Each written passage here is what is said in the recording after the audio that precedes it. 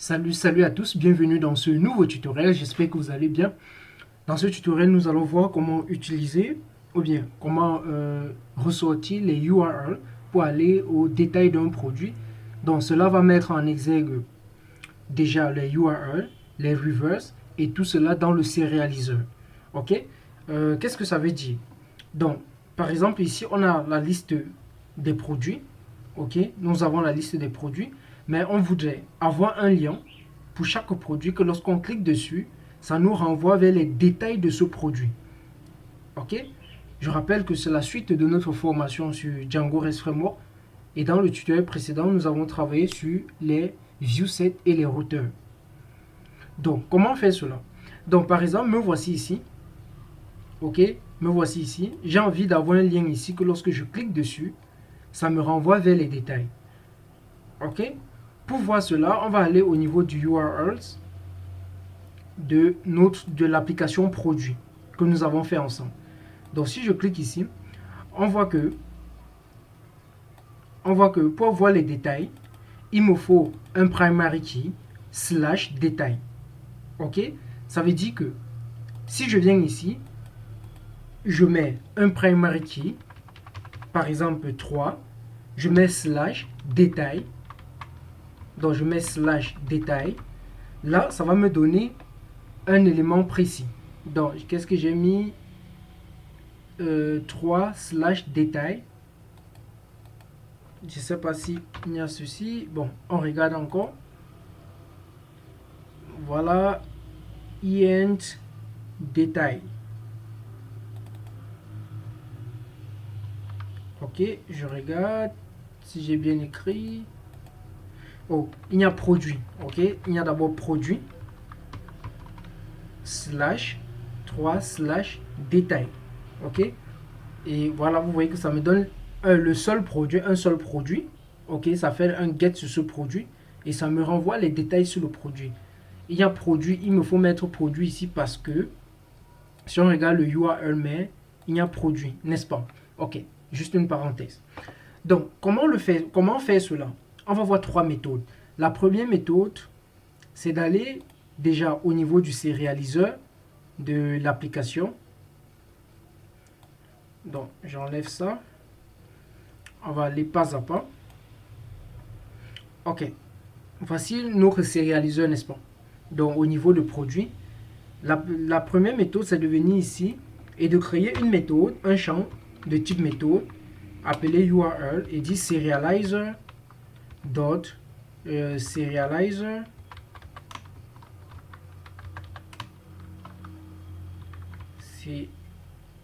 serializer method field, ok, de type méthode qui va être quoi? Un read only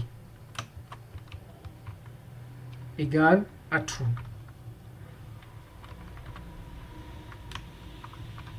Ok, maintenant, et c'est de venir ici maintenant et de créer dans cette méthode, on met toujours un get, n'est-ce pas, et on met le nom du champ en question que c'est URL. C'est URL, on va dire serve, ça va marcher sur les objets. Maintenant, on peut vérifier si l'objet existe en faisant ce qu'on a fait ici. Ok, on a fait ça dans un de nos tutos, n'est-ce pas? Ok. Mais ici, on va bypasser cela. On va pas perdre du temps dessus. Donc ici, on va juste faire un return. Ok. Tout simplement, on va dire product slash. Il nous faut un truc dynamique ici. Objet dot piqué.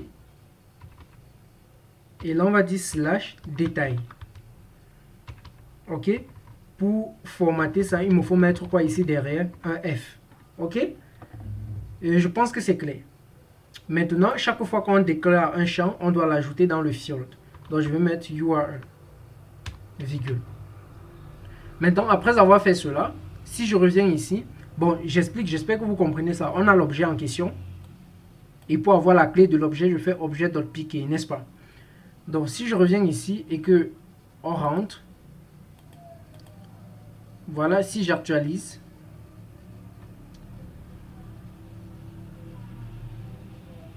bon, on dit que ceci a été déclaré, mais Je crois que je l'ai ajouté, n'est-ce pas? URL, à moins que le serveur s'est arrêté entre temps, je sais pas.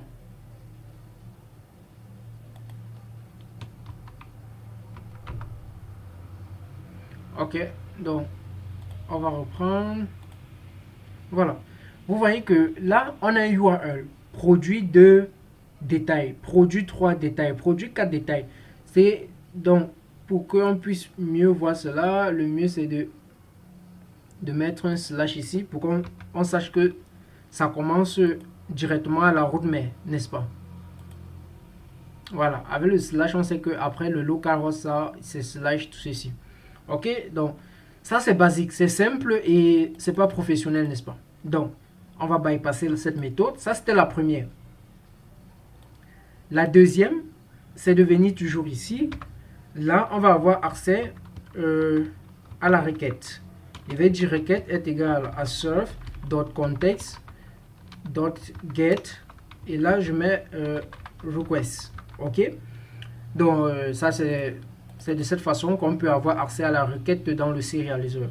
Et ça dépend aussi de ce que vous êtes en train d'implémenter, ça diffère. Mais par défaut, c'est de cette façon. Ok? Et on peut vérifier. On va dire if request. If request is none. On va dire return none. Pardon. Return none. Ok? Maintenant, je vais venir ici. Donc, vous allez venir ici. Je l'avais déjà fait lorsque je préparais le tuto. Donc, vous allez faire from. Donc, je préfère qu'on le fasse ensemble.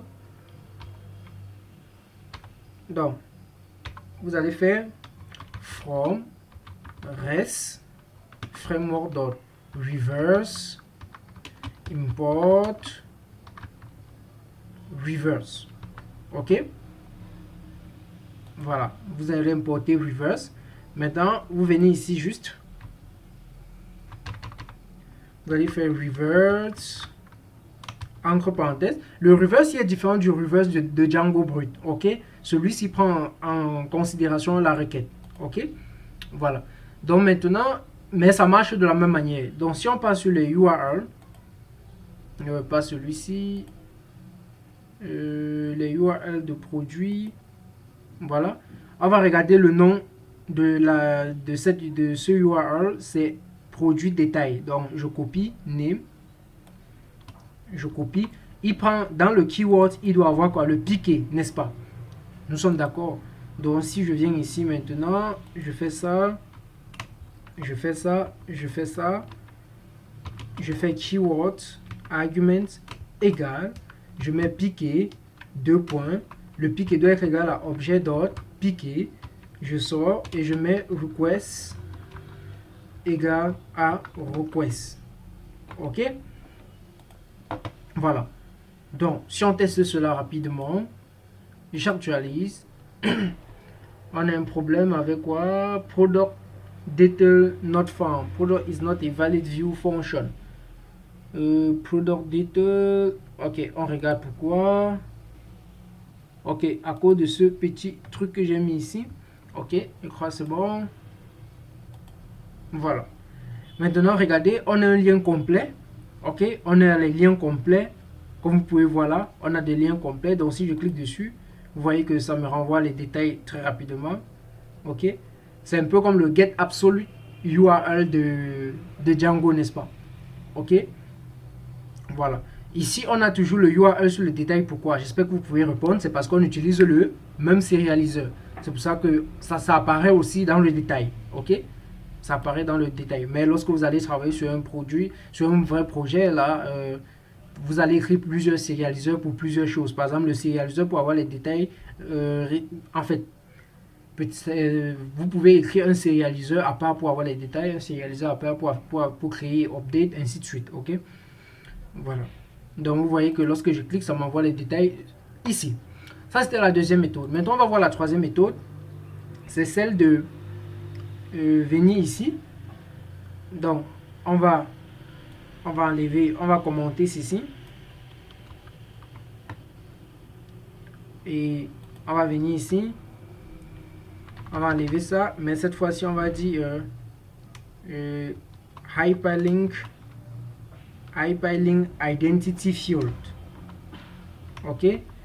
Par contre, lui, ça prend la même chose que le reverse, mais il faut juste dire view name, c'est quoi? Product detail. Ok, c'est la même chose. Maintenant, il faut aussi dire donner le lookup field. Ok, lookup field. Le lookup field ici, c'est quoi? C'est le piqué. Donc, ça prend exactement la même chose. Voici le lookup field et voici le view name, le nom de la vue. Ok? Ça, c'est la troisième méthode.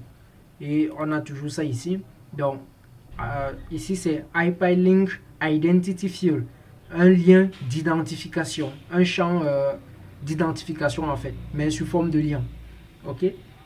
Donc, si on vient ici et on actualise,